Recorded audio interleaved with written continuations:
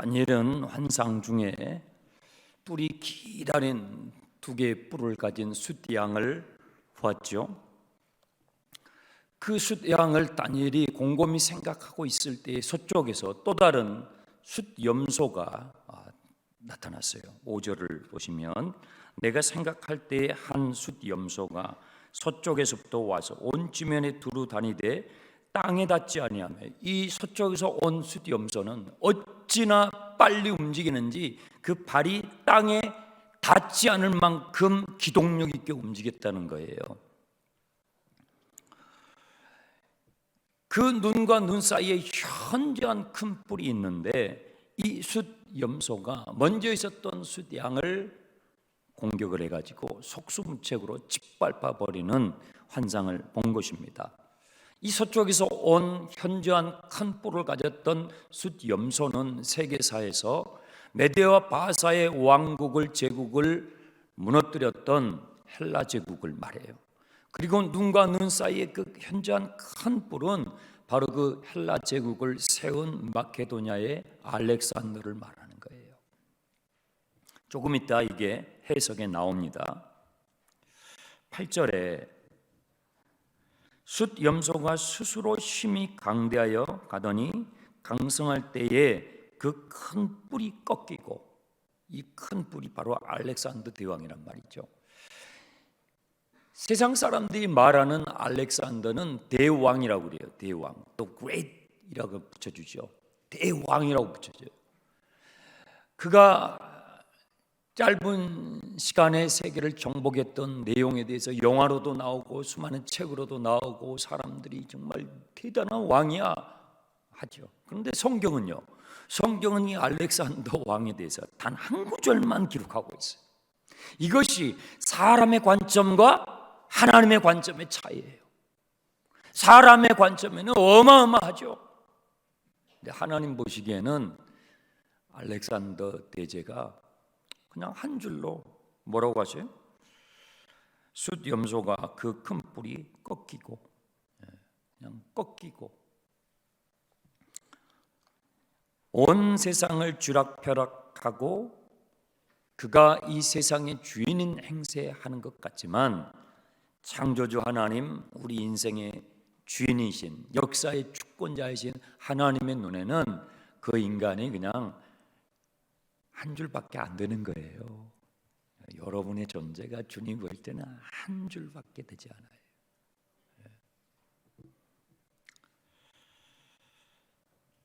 숫염소의 이 한 뿔이 꺾이고 나니까 그 자리를 4개의 뿔이 나와가지고 대신했다는 것이 8절 끝부분에 나오죠. 그 대신에 현저한 뿔 넷이 하늘 사방을 향하여 났더라. 하늘 사방, 하늘은 하나님을 의미하거든요. 그 하나님을 대적하는 세력으로 4개의 뿔이 그 자리를 대신하더라는 것을 환상으로 본 것입니다.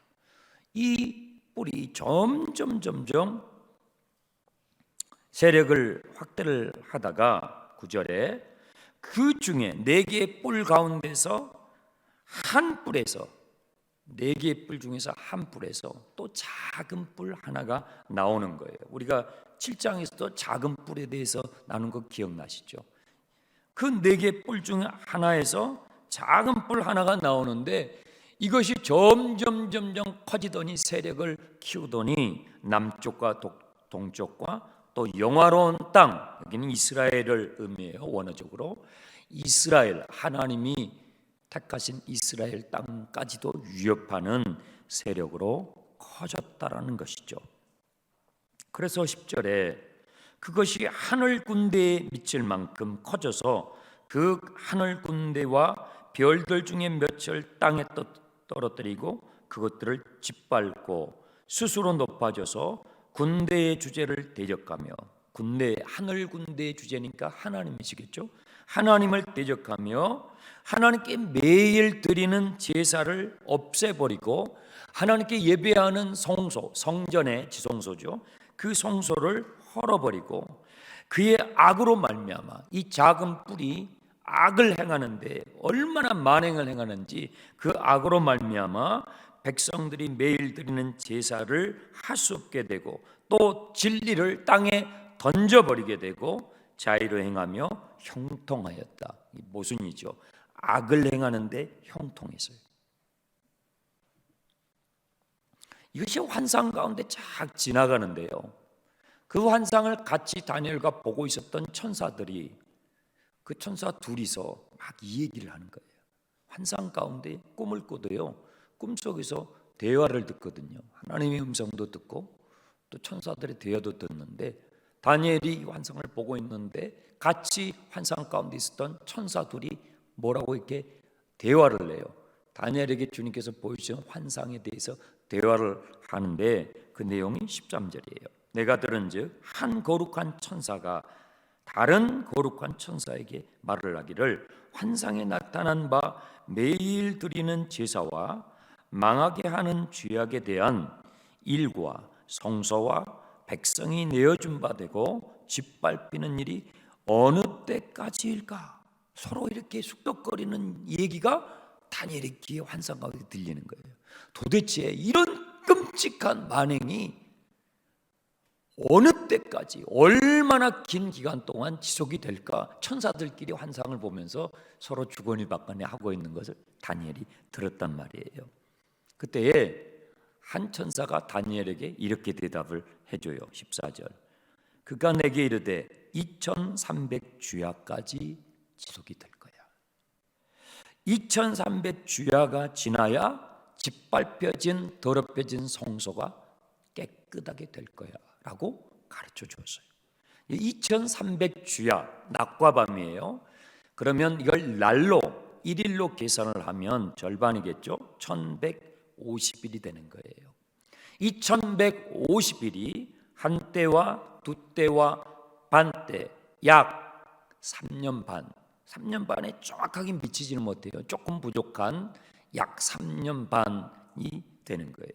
이러한 숫자들은 요한계시록에 또 연결이 되기 때문에 이럴 때 조금 여러분들이 이해를 하고 계시면 좋겠어요. 이 한 때와 두 때와 반 때, 약 3년 반, 조금 모자란 3년 반 기간 동안에 이런 일들이 일어나게 될 거라는 것을 환상 가운데 본 것입니다. 성도들은 괴롭힘을 당하게 되고 성소는 짓밟혀져 더럽혀지게 될 것이라는 것이죠. 그러니까 다니엘이 그 환상을 이렇게 천사들하고 같이 이 얘기하고 막 듣다가 알듯 말듯 하는 거예요. 다 정확하게 알고 싶은 거예요. 이거 정확하게 알아야 될 것 같은데, 굉장히 중요한 환상의 내용인데 충분히 알고 싶은 거예요.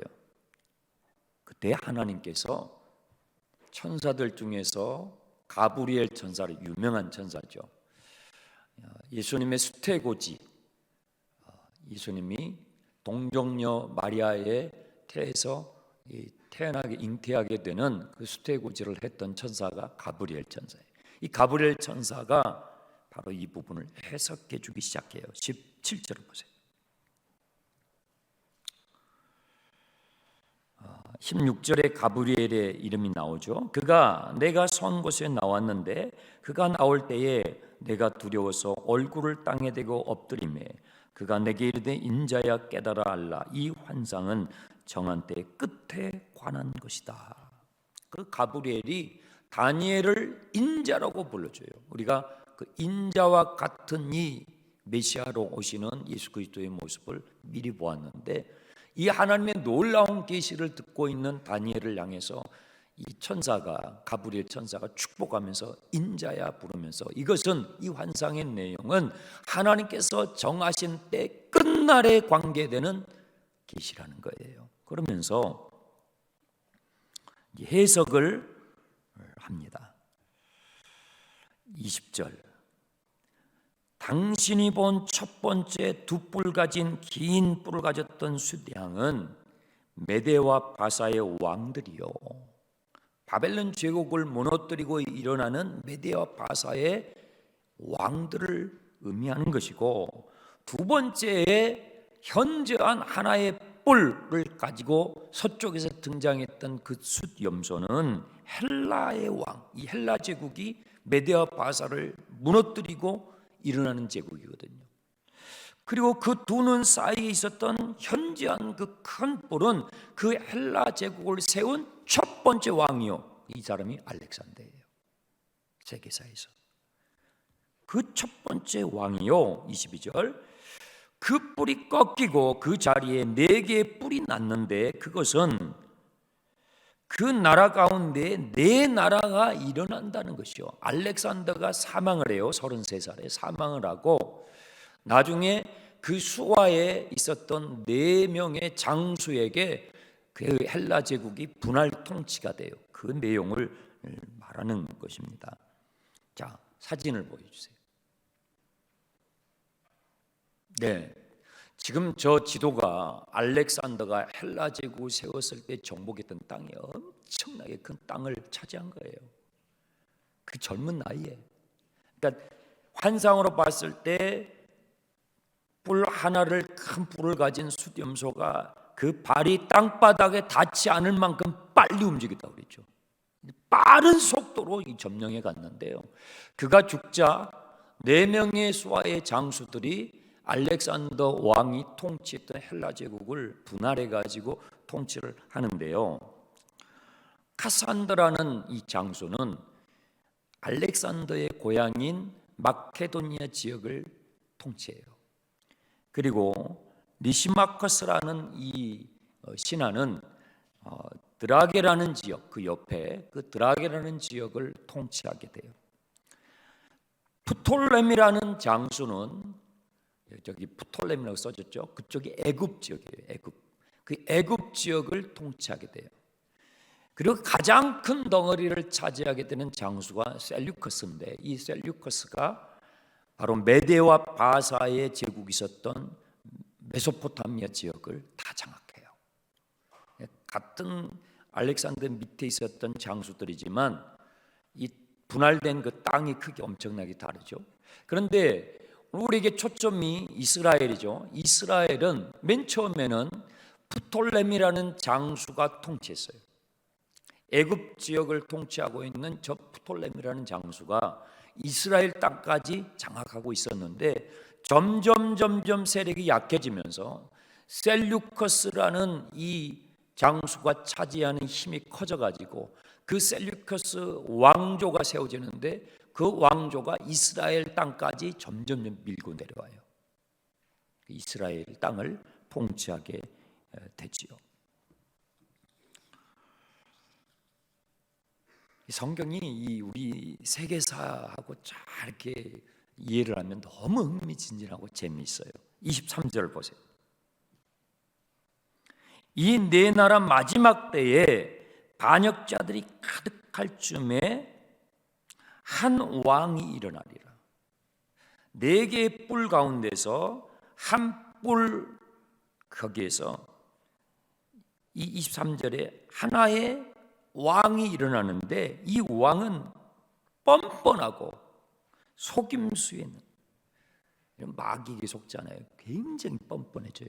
천면피가 돼요. 자기가 마귀에게 속고 있다라는 거예요. 이 알렉산더의 밑에 있었던 네 부하 장수들이 분할 통치하는데요, 그 왕조 가운데서 한 왕조에서 뻔뻔하고 속임수에 능한 한 왕이 나올 거라는 거예요. 지도를 다시 한번, 아까 그 지도를 다시 보여주세요. 셀류커스 왕조에서 그 뻔뻔하고 아주 악랄한 왕이 하나가 나와요.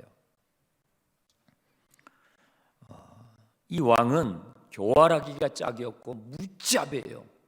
정말 역대급으로 이스라엘을 박해하고 핍박을 하고 유대인들을 학살을 하는데, 이 사람이 이제 장차 마지막 때에 등장하는 적그리스도의 모형과 같을 만큼 그렇게 무자비한 사람이에요. 이 왕은 하나님을 반역하게 되고, 하나님을 반역하는 사람들이 이 사람의 박해로 인해서 속출하게 되는 내용이 23절에 나오는 거예요. 그 얼굴은 뻔뻔하고 속임수에 능하며 그 권세가 강할 것이나 자기의 힘으로 말미암는 것이 아니며 그가 장차 놀랍게 파괴행위를, 아주 만행을 행한다는 것이죠. 자의로 행하여 형통하며 강한 자들과 거룩한 백성을 멸하리라. 이스라엘 백성들, 하나님의 백성들이 이렇게 표현해요. 강한 자들, 이 왕과 맞서는, 하나님이 주시는 믿음을 가지고 맞서는 자들, 강한 자와 거룩한 자라고 표현했는데 이들을 어마어마하게 죽여요. 25절, 그가 꾀를 내서 자기의 손으로 속임수를 행하고 마음에 스스로 큰 채예요. 자, 두 번째 사진을 보여주세요. 그 왕의 이름이 뭐냐면요, 제가 아니고요, 두 번째 사진을 보여주시 바랍니다. 예, 나왔어요. 안티오코스 4세라는, 아까 그 지도에서 셀류커스라는 큰 왕조, 제일 큰 땅덩어리 보셨죠? 그 땅덩어리, 그 왕조에서 저 사람이 나와요. 안티오코스 4세라는 이 왕이 나오는데, 이 왕이 지금 이 뻔뻔하기 짝이 없고 속임수 능하고 하나님을 대적하고 하나님을 믿는다는 이유만으로 엄청난 유대인들 수만 명을 죽여요. 다른 이유가 없어요. 하나님을 믿는다는 이유로, 실제로 역사에 있었던 일이에요. 그래서 안티오코스 4세가 마지막 때에 일어나는 적그리스도의 모형이 되는 거예요. 성전을 더럽혀요. 저기서 성전은 제1 솔로몬 성전이 아니고 뭐예요? 제2 성전, 수르바벨 성전이죠. 바벨론 포로에서 돌아와서 성전을 다시 세우는 얘기 아시죠? 그것이 에스라, 느헤미야서에 나오잖아요. 그 제2 성전을 저 안티오코스 4세가 다 짓밟아 버려요. 그리고 그 하나님의 성전에다가 제우스 신상을 세워요. 제우스 신상을 세우고 돼지를 잡아가지고 제사를 드리고 율법을 준수하는 걸 다 금하고 안식일을 폐하고, 그래서 이 안티오코스 4세가 여기 보면은 자기를 스스로 높여 큰 채 했다고 그러잖아요. 25절에 스스로 큰 채. 이 안티오코스가 자기 이름에다가 또 새로운 이름을 갖다가 붙여요. 저기 보시면 별명해가지고 에피파네스라고 돼 있잖아요. 그래서 세계사에서 저 사람은 안티오코스 에피파네스라고 불리는 왕인데, 에피파네스라는 뜻이 뭐냐면 자칭 내가 하나님이다는 뜻이에요. 자칭 내가 신이다. 이게 인간의 권력이 추구하는 마지막 정점이 뭐냐면 하나님처럼 되는 거예요. 타락한 아담의 후손들은 어쩔 수가 없어요. 권력을 갖고 힘을 갖게 되면 마지막 올라가는 게 하나님처럼 내가 하나님이다. 자기 이름에다가 에피파네스라는 뜻이 내가 하나님이라는 뜻이에요. 인간이 이렇게 뻔뻔해져요. 그래서 이 안티오코스의 4세에서 수많은 유대인들이 학살을 당해요. 엄청난 학살을 당해요. 아마도 히틀러의 그 학살 이전에 이런 학살이 있었다는 것이죠. 그래서 여기에 이제 맞서서, 이 악한 왕에 맞서서 이스라엘 사람들, 유대인들이 일어나게 되는데요. 그 일어났던 사람들이 마카비우스, 저기 나오죠. 마카비우스 전쟁.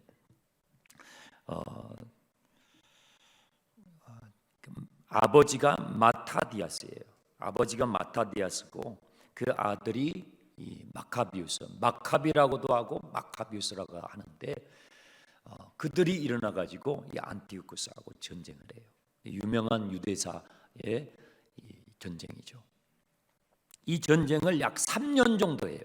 약 3년 정도 하는데, 그리고 안티오코스 4세가 죽고 마카비우스가, 유대인들이 승리하게 되면서 약 3년의 세월이 끝나고 더럽혀졌던 성전이 정결케 돼요. 환상 가운데 봤던 이 말씀이 그대로 정결케 돼요. 더럽혀졌던 성전을 3년 만에 다시 정결케 되었다는 그것을 기념하면서 세워진 절기가 있어요. 그 절기가 요한복음 10장에 나오는, 우리 한번 찾아봅시다. 여러분이 익숙하지 않아요.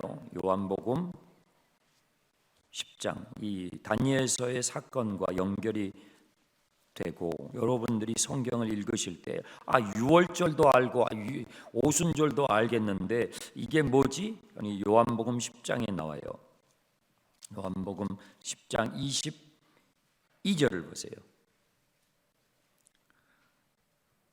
네, 예루살렘의 무슨 절기요? 수전절. 이 수전절이 뭐냐면 바로 이 에피파네스, 안티오코스 4세 에피파네스가 성전을 더럽히고 모든 율법을 폐하고 유대인들을 학살할 때에 마카비우스라는 유대인들이 맞서서 일어나 가지고 3년 동안 전쟁을 해요.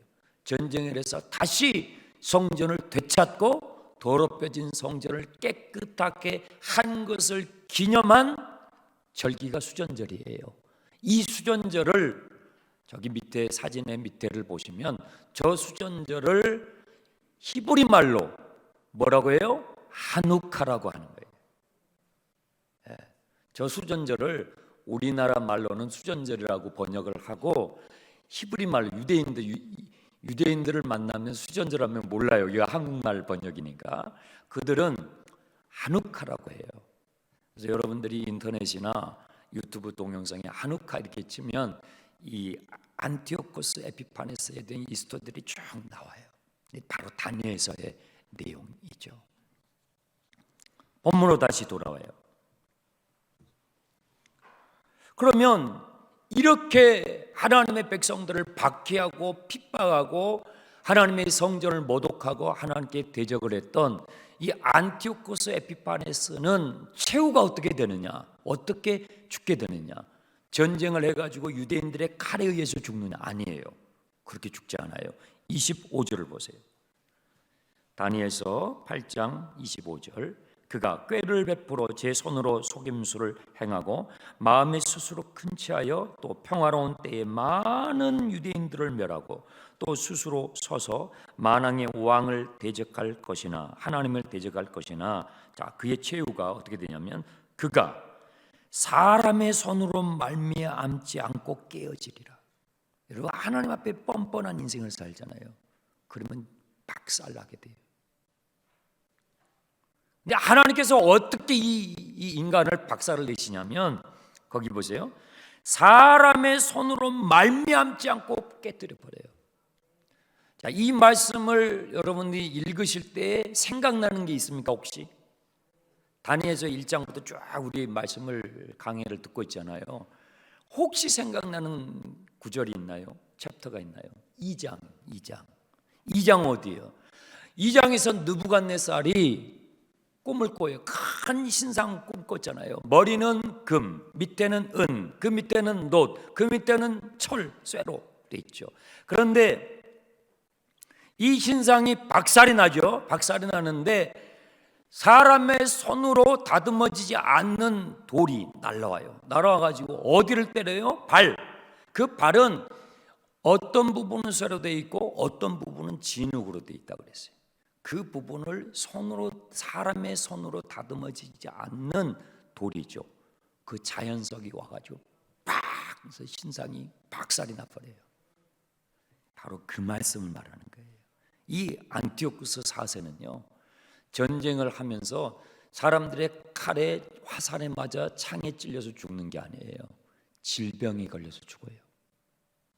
여러분 알렉산더가 어떻게 죽은지 아세요? 질병에 걸려서 죽어요.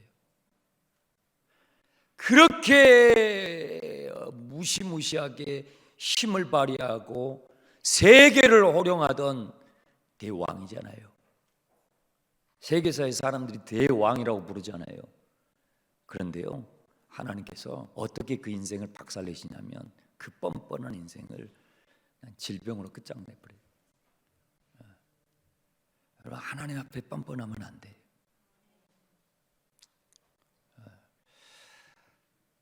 주님의 손에 박살나버리는 거예요. 이 안티오쿠스 4세가 자기의 이름에다가 내가 자칭 하나님이다 하면서 성전을 모독하고 성도들을 박해하고 핍박하고 속이고 뻔뻔하게 했는데 하나님이 가만히 있겠어요?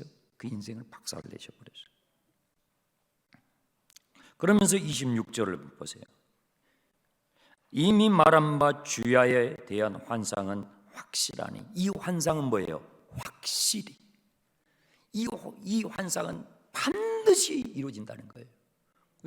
실제로 역사 가운데 이루어졌거든요. 이것은 확실하니 너는, 다니엘, 너는 이 환상을 간직하라. 밑줄 보세요. 간직하라. 우리말 성경에는 간직하는데 이게 정확한 번역은 뭐냐면 임봉하라예요. 임봉하라. 영어 성경에는 seal up, 이렇게 임봉하라고 돼 있어요. 임봉한다는 것은 애언적 행위예요. 예언서를 보게 되면 임봉한다라는 표현들이 나와요. 여러분, 예수님께서 십자가에서 죽으시고 아리마대 요셉의 무덤에 장사 지내잖아요. 그렇죠? 그럴 때에 빌라도가 군사들을 보내가지고 주님의 무덤 문을 어떻게 해요? 임봉을 해요. 이게 계시적인 사건이에요. 예언적인 행위예요. 임봉을 해요. 성경은 주님의 무덤이 임봉됐다고 그래요. 이 임봉됐다는 것은 주님이 말씀하셨던 예언, 내가 반드시 부활하리라. 주님의 예언이 반드시 이루어질 거라고 하는 예언적 행위가 임봉이에요. 임봉. 또 우리가 예레미야서를 봤을 때 나라가 예루살렘 지금 멸망이 바로 직전에 막 바벨론의 군대가 느부갓네살의 군대를 끌고 막 와서 포위망을 좁혀오고 곧 망하기 직전일 때에 그때 하나님께서 예레미야 선지자에게 뭘 명하셔요? 아나돗의 땅을 사라고 그래요. 아니, 나라가 망하는데, 나라가 오늘 내일 망하는데, 여러분 기억나시죠? 아나돗의 땅을 사라는 거예요. 자기 고향에 있는 땅을 사라는 거예요. 아니, 하나님, 지금 나라가 망하게 생겼는데 그 땅을 사가지고 그게 내 땅이 되겠냐고요. 그런데 하나님께서 그것을 명하셔요. 예레미야가 그걸 순종을 해요. 진짜 웃기잖아요. 뭐 그 땅을 산들 이게 내 땅이 되겠냐고요. 그런데 그 땅을 삽니다. 하나님 뭐라고 하시냐면 그 땅 문서를 임봉하라고 그래요. 그 땅 문서를 봉인, 임봉하라. 그것은 뭐냐면 반드시 포로로 끌려가 있었던 이스라엘 백성들이 돌아와 이 예루살렘의 땅을 차지하게 될 거라는 예언인 것입니다. 그래서 성경에 임봉이라는 표현이 나올 때 이것은 반드시 하나님의 예언이 확실하게 성취될 것이라는 예언적 행위인 것이죠. 여기서 우리가 하나님의 예언에 대해서 오해를 하지 말아야 될 부분은요, 안티오코스 에피파네스가 그의 최후가 손으로 다듬어지지 않는, 사람의 손으로 다듬어지지 않는 하나님의 방법으로 그의 최후를 마감을 했다면, 그것이 정해진 하나님의 계획이라면, 그러면 우리가 아무것도 할 게 없네요. 다 정해졌으니까. 이거 예언을 오해하는 거예요. 뭐 하나님이 다 그렇게 계획하고 계시면 뭐 우리가 기도할 필요가 없겠네요. 뭐 50일 뭐 하나님이 다 정해 놓으셨잖아요. 이게 예언을 오해하게 되는 거예요.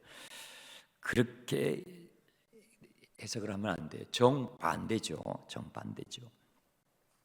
반드시 하나님의 선하신 뜻이 이루어질 것이기 때문에 우리는 역사를 체념적으로 소극적으로 참여하는 것이 아니라 오히려 기도하면서 적극적으로 하나님의 선하신 뜻을 이루는 주님의 편에 서야 하는 것입니다. 다니엘처럼. 성경은 그것을 말하는 거예요. 하나님께서 다 계획해 놓으셨으니까 그럼 그냥 손 놓고 있어도 되겠네. 그것이 아니에요. 반대라고요. 그 반대라고. 그렇게 할 것이기 때문에 당신들은 깨어서, 졸지 말고 깨어서 다니엘처럼 이 시대를 바라보며 하나님의 선하신 뜻을 주께서 이루어 가실 때 당신이 하나님 편에서 다니엘처럼 쓰임받는 그 인물이 되라고 말씀하고 있는 것입니다.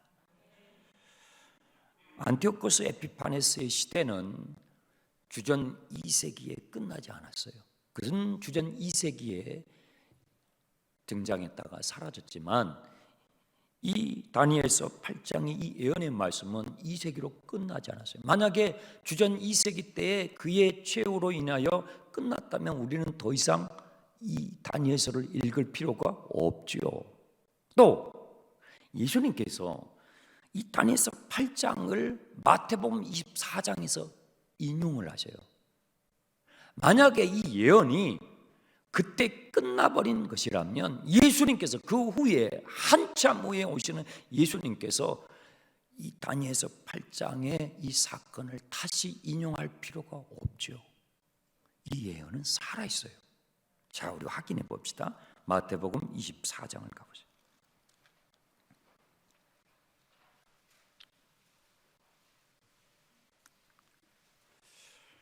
마태복음 24장은 예수님께서 제자들에게 말씀하셨던 종말에 관한 가르침의 아주 중요한 부분이에요. 십자가를 향해서 가셨던 주님께서 제자들에게 주님, 저 예루살렘 성전을 보십시오. 너무 웅장하지 않습니까? 헤롯이 이 중축한 예루살렘 성전을 가리키면서 제자들이 그럴 때에 주께서 주의 임하심과 세상 끝에 마지막의 징조에 대해서 쭉 이야기하시다가 15절을 보세요.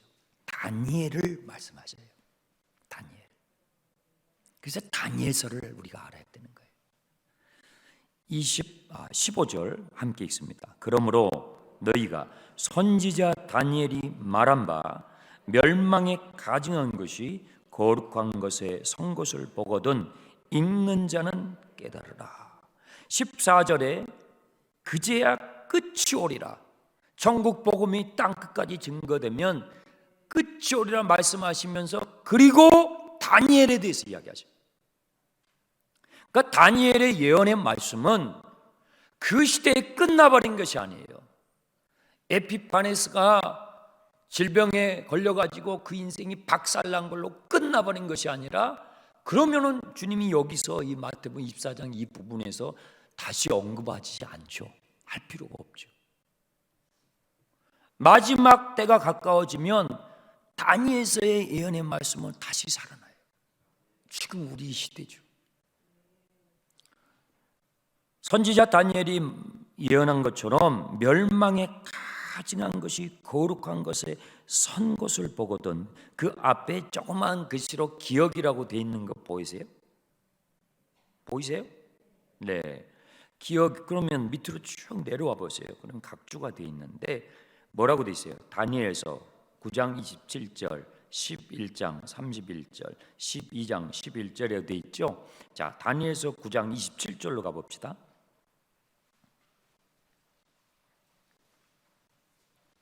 다니엘서 9장 27절, 이제 우리가 이제 다음 시간에 9장을 볼 텐데요. 9장 27절을 보면 예수님께서 마태복음 24장에서 언급한 그게 나와요. 그가 장차 많은 사람들과 더불어 한 이레 동안에 언약을 굳게 맺고 그가 그 이레의 절반에 제사와 예물을 금지할 것이며 또 포악하여 가증한 것이 날개를 의지하여 설 것이며 예수님 뭐라고 그랬어요? 멸망에 가증한 것이 선 것을 보거든 그랬잖아요. 그런데 그 표현이 여기 9장 27절에 나오는 거예요. 이 9장 27절에 나오는 멸망에 가증한 것이 선 것은 이 표현은요 8장 13절 우리가 아까 읽었던 8장 13절 내가 들은즉 한 거룩한 이가 말하더니 다른 거룩한 이가 그 말하는 이에게 묻되 환상에 나타난 바 매일 드리는 제사와 그 다음 밑줄 그어보세요. 망하게 하는 죄악에 대한 일, 이게 똑같은 거예요. 망하게 하는 죄악에 대한 일, 이것이 멸망하게 하는 가증한 것과 같은 거예요. 이 중요한 표현이 이제 다니엘서에서 몇 번 나와요. 이것을 예수님께서 직접 언급하셨어요. 이것을 너희가 보거든 마지막 때가 점점 가까이 왔다는 것을 잊지 말라는 거예요. 거룩한 자리에 멸망케 하는 가증한 것들이 교회 안에 들어오는, 교회가 더럽혀지고 성전이 더럽혀지고 신자들이 뻔뻔해지고 속임수에 능해지고 하나님을 닮아가야 되는데 마귀를 닮아가는 모습들이 교회에 많아지고, 뭐예요? 마지막 때가 가까이 왔다는 것을 깨달으라는 거예요. 그래서 안티오코스 에피파네스의 시대는 주전 2세기에 끝나지 않고요, 역사의 끝으로 가면 갈수록 더욱 이것은 뚜렷해져요. 저와 여러분이 지금 살고 있는 이 시대가 안티오코스의 시대와 같아요. 이상한 사회적 현상들이 일어나기 시작해요. 예수를 믿는다는데 막 사람들이 싫어해요. 예수 믿는 사람들이 드라마에서, 연속극에서 악당들로 나와요. 이상한 사회적 현상들이 세계적으로 지금 일어나요. 성경에 다 이렇게 기록이 되어 있는 것이죠. 하나님을 믿는다는 이유만으로 미움을 받고 사람들에게 손해를 당하고 박해를 당하고 괴롭힘을 당할 때에 여러분 절망하지 마세요. 낙심하지 마세요. 왜요? 반드시 끝이 와요. 어떻게? 사람의 손으로 다듬어지지 않는 돌이 와서 그 뿔을 깨뜨리잖아요. 그 신상을 깨뜨리잖아요. 반드시 사람의 손으로 말미암지 않는 힘, 그게 뭐예요? 그리스도의 다시 오심, 주님의 재림으로 세계 역사는 종결이 된다. 인간의 역사는요 끝나요. 우리의 눈에 보기에는 안 끝날 것 같고, 우리의 눈에 보기에는 강대국들이 다 해먹을 것 같고 그럴 것 같잖아요. 그렇지 않아요. 다니엘서는 이 제국의 역사, 인류의 강대국의 역사, 인간의 역사가 마지막 인간의 손으로 다듬어지지 않는 돌, 다시 오시는 메시아 예수 그리스도에 의해서 끝날 것이라고 확실하게 예언하고 있어요. 그것을 너희가 기억하고 때를 얻든지 못 얻든지 늘 깨어서 하나님께 여러분의 남은 삶을 걸 수 있는 우리 모두 되기를 주님의 이름으로 축복합니다. 기도하겠습니다. 하나님 아버지, 감사합니다. 다니엘서의 말씀으로 오늘 우리 시대를 조명하여 주시고, 이 어두운 시대에 우리가 어떻게 우리의 신앙의 여정을 걸어가야 되는지를 가르쳐 주심을 감사합니다. 다니엘처럼, 사드락 메삭 아벳느고처럼 걸어가게 해 주시옵소서. 예수님의 이름으로 기도합니다. 아멘.